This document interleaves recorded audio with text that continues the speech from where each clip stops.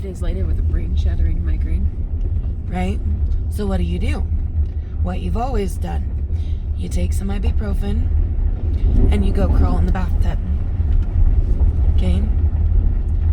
At one point, you're sitting there trying to get comfortable, and all of a sudden, you see your boyfriend looking at you going, "Babe, are you okay?"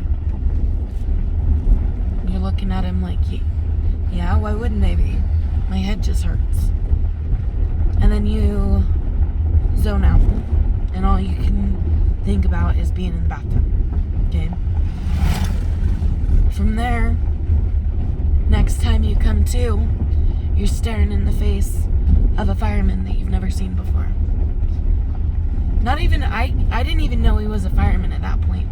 You open your eyes and you see a man that you have never seen before looking at you going, "Are you okay?"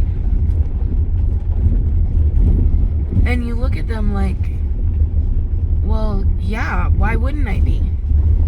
You feel like you are telling them, "Yes, I'm fine. I don't understand why you're here."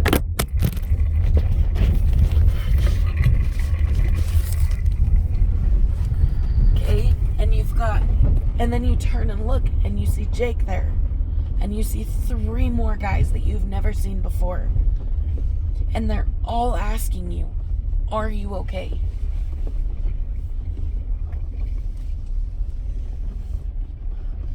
Are you okay? Brooke, respond to me. Are you okay? Can we take you to the hospital?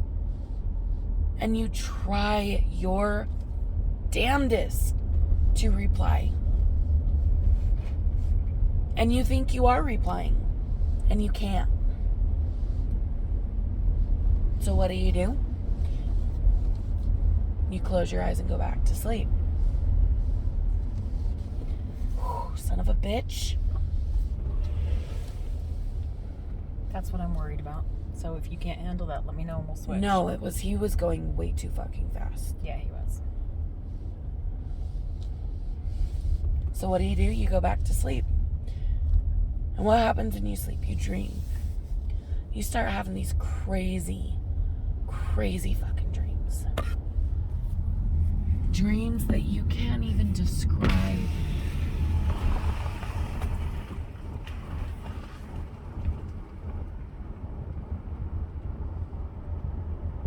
Just like the strangest dreams.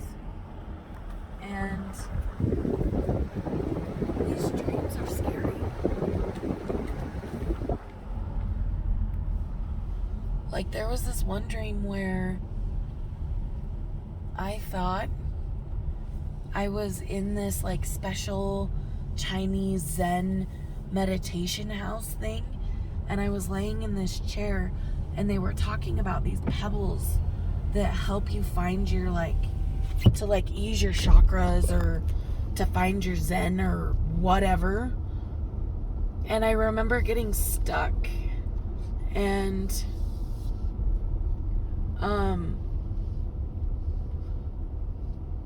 I got stuck in this chair, kind of like how a kid sticks their head in the chair and gets stuck. It was kind of like that, like in between the bars. And I remember Robin all of a sudden being there, and she broke me out of this chair, and she's like, "Okay, well, don't do it again." And I tried leaving the Zen house, and I couldn't.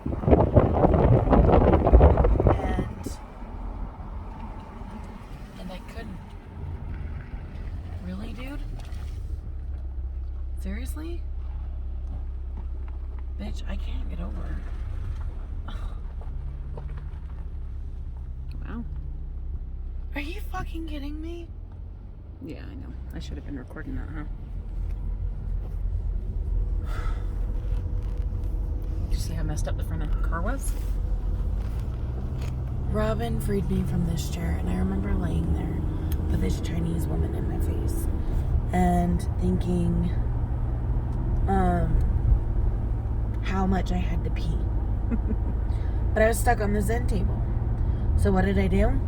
I peed. And I'm Oh, okay. guessing, I don't know if that was when I had the catheter in or whatever, but I peed. And then I was laying there in my pee, in this dream, in this Chinese house, like, pleasure house type, like, massage parlor type place. And I got my head stuck again. Robin said not to do it. And Robin, who kind of looked like Cammy, came and freed me again and said, okay, this is the last time. And told me to get out of there. And then that's when things shifted to the metal shipping container and seeing that light above my head and thinking it was a labradorite stone and thinking that it was a walkie-talkie, and if I could just reach it, I could call you. And suffocating. I literally had this one dream where we moved to this new house and we got like the deluxe upgrades on everything, okay? And these upgrades included some crazy electronic party shit, okay? And it was Halloween, and then it was like Christmas and like all this stuff, and we got all these upgrades, and our next door neighbor was pregnant. I mean, cutest baby bump, like 8 months pregnant, huge, gorgeous. And we were talking to her about the baby and the baby shower, and I remember sitting there thinking, why does she get a baby? Why don't I get a baby? And so what did I do? I opened up her baby gifts. And I started suffocating on the tissue paper. Tissue papers of every color for every holiday. Although they were all for the baby shower. But like I went through the seasons. So like there was like a dark like St. Patrick's Day green. Huh? There was a bright St. Patrick's Day green. There was baby girl pink. There was red. There was like, and I would just keep pulling them out of this present, and they wouldn't stop coming. But they kept suffocating. Did you see the deer? Slow down. Yeah, they're pretty good. Slow down right here, please. There's a car behind. Oh, is there? Okay, go ahead then. Sorry, I didn't know that. Go ahead. Go ahead.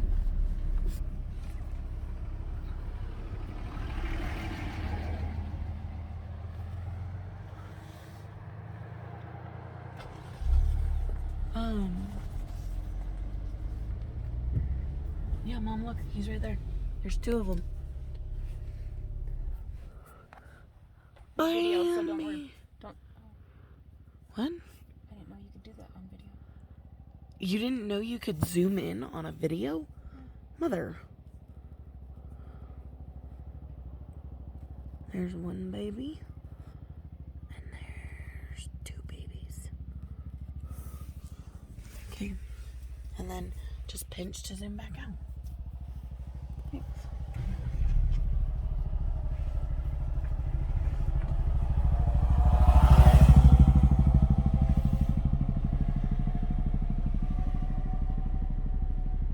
I remember suffocating. And then the next thing I know,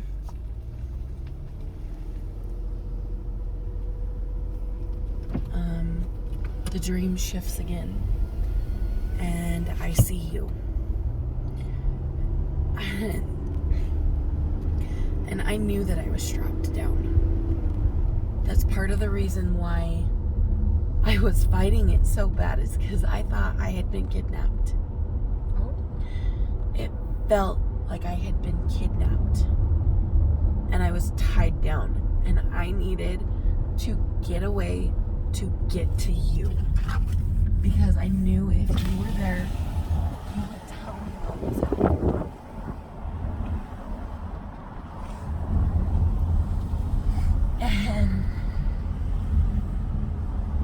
And then I saw you, and I was like, oh good. Mom's here. She'll tell me what's going on. She can get worrying.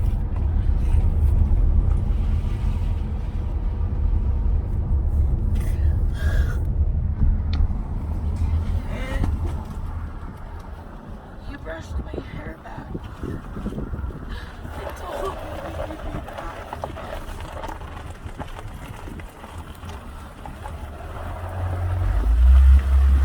And you didn't come back.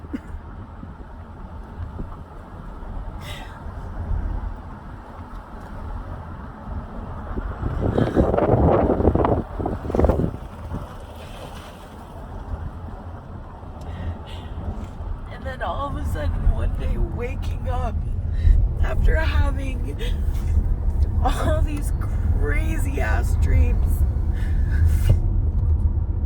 all of a sudden waking up not only to find out you're in the hospital, but to find out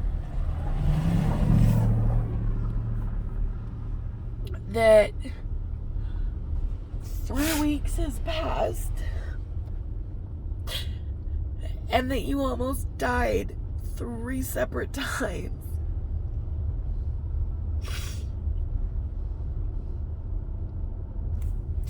It is extremely difficult to process because I woke up feeling like I had literally just gone to bed for the night after my migraine and just had a funky ass dream.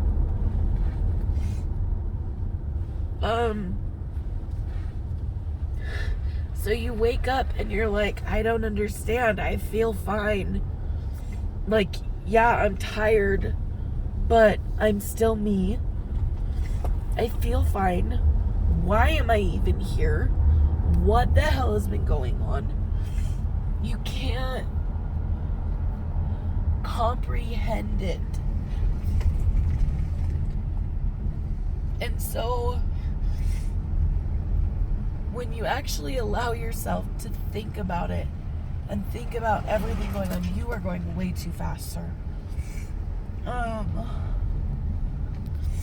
When you actually allow you the time to sit and think about it, it's extremely hard to process the emotions because you don't know what emotions to have. Do you grieve? Are you happy and elated and thankful that you're alive? Are you angry because you can't do the things that you used to be able to do, and confused because you don't understand why you can't do those things you used to do? Are you elated that you were lucky enough to have somebody at the house with you to notice that something was wrong and call the ambulance to come get you? Imagine if I had been home alone.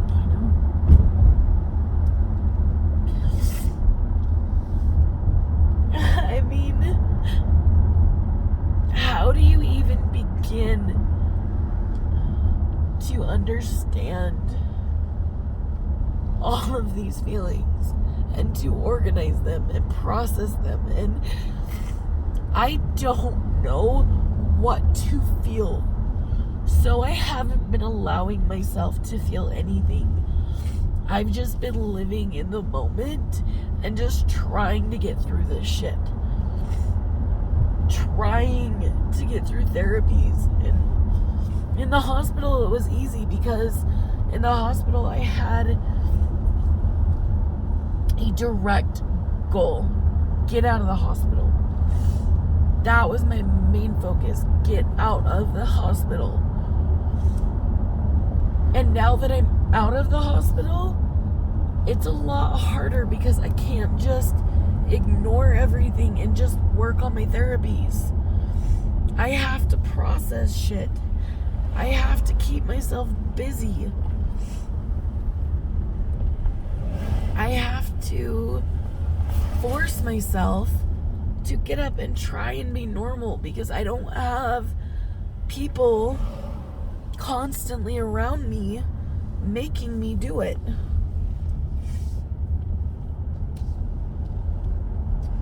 And it's exhausting. You know, you're constantly upset that I'm so tired all the time.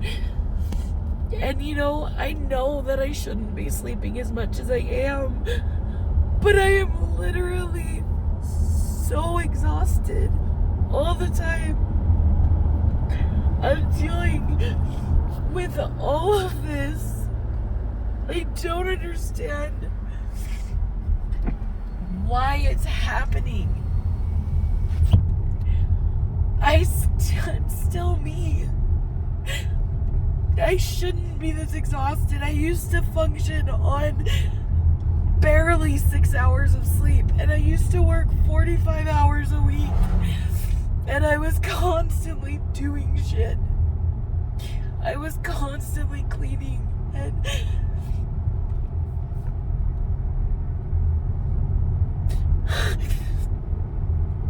now even fucking taking a bath is tiring. Going up and down the stairs, trying to think of food. Food is exhausting. I am terrified to go to the store.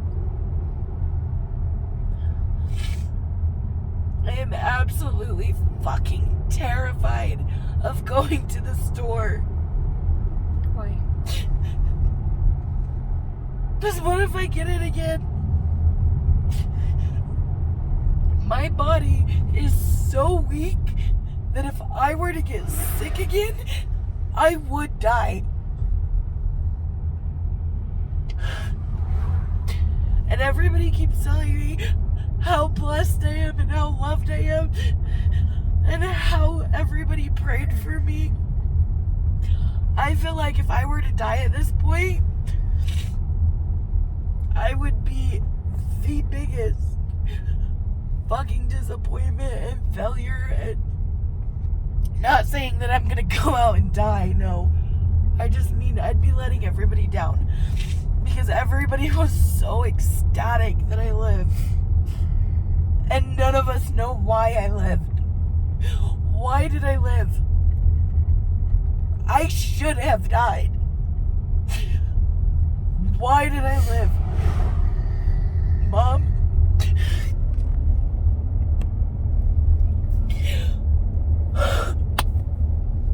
Why did I live?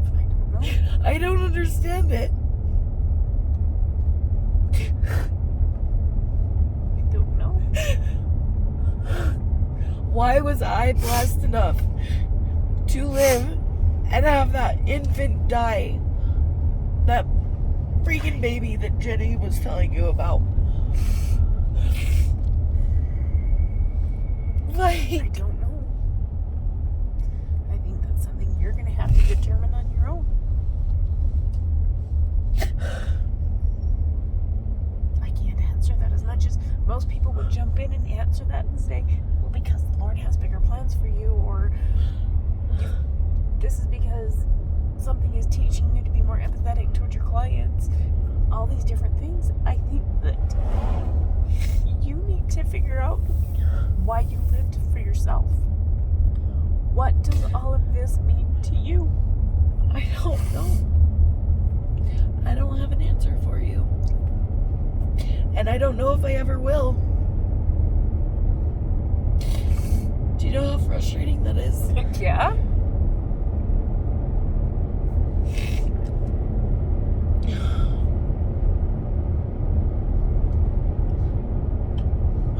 Next time you stop, you switch it out of the sport.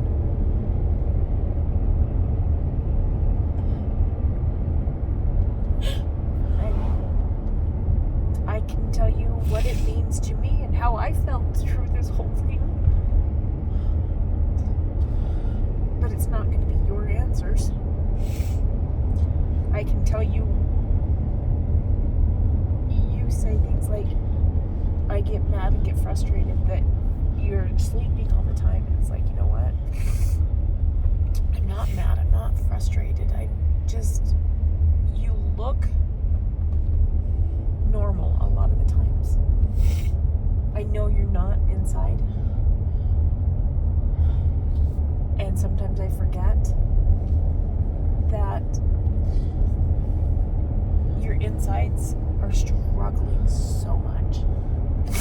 I mean, it's really hard because I bounce. I go from one day where I'm your helicopter mom and I'm babying you and totally want to take care of everything to, oh my gosh, get up, you can do this, you can do it on your own, all these things you should be able to continue to do because you look like you're doing fine.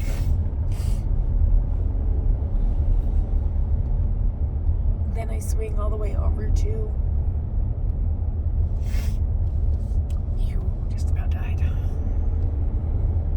I just about lost my child.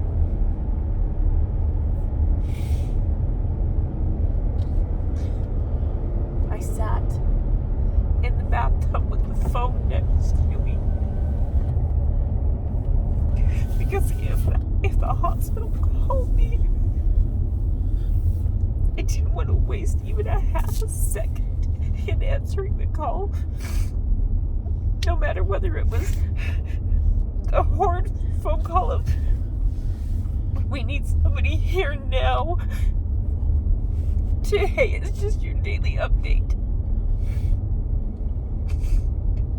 I sat in the bathtub in the dark and just cried because I wanted to be by your side the whole time.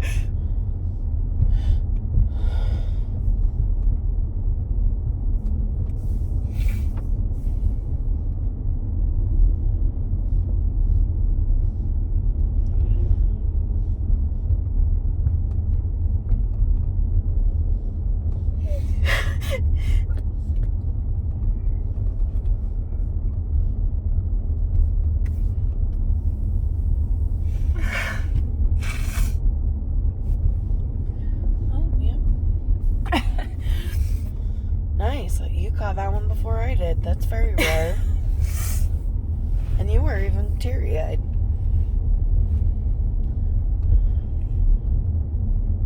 Everybody kept asking me, how is she? They would ask me several times a day. Do you know how hard it is to say, shrug your shoulders, it's not good, it's not bad, she didn't die. My answer was, she's not dead.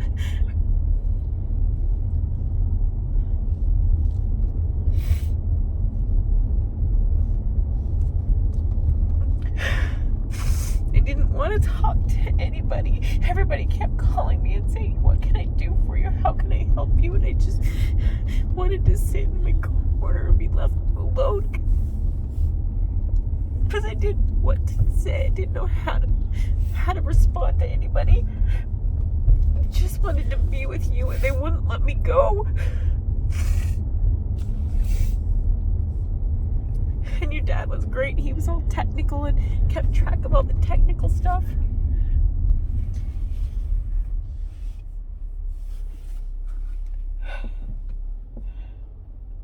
Oh, there's a baby.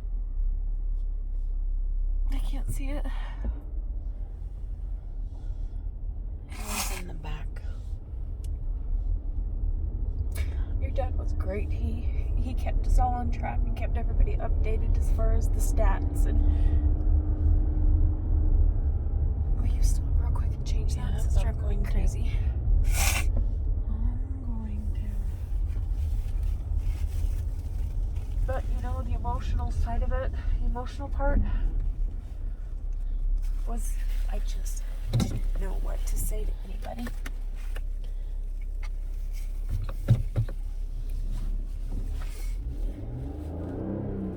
Oh, Neutral doesn't work good.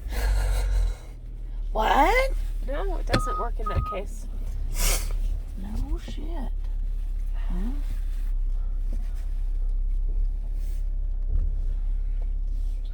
The day I walked into the hospital, I'd gone and picked up your dad.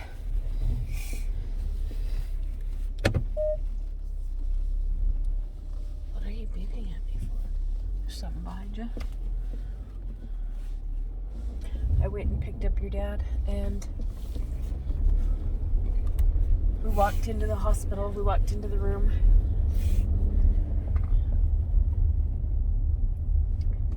And I walked over to the far side of the bed and reached down and snuggled up to you just like I did every single day I got there. So look. So there's the main deer, right? And if you look back I just saw him. a little bit, there was a baby. There he is. Where? Keep on a little bit forward. Right. Isn't that Oh, it? yeah. Right Yep. there. The big-eared baby. Yep. But I reached down and stroked your hair because I wanted you to know that I wanted to touch you. And you opened your eyes wide like, get me out of here, Mom. And instantly I just started sobbing, and I was so afraid of letting you see me cry. I didn't want to scare you. I just turned away and let your I've never dad looked at that view before. sneak in so that your dad could talk to you for a second. While I wiped the tears away and kind of composed myself briefly. Had I ever the inkling that even thought that you would have not remembered, or me coming back, if that's what would have stuck in your head, me not coming back, I would have rather have let you see me cry. You're okay, Mom.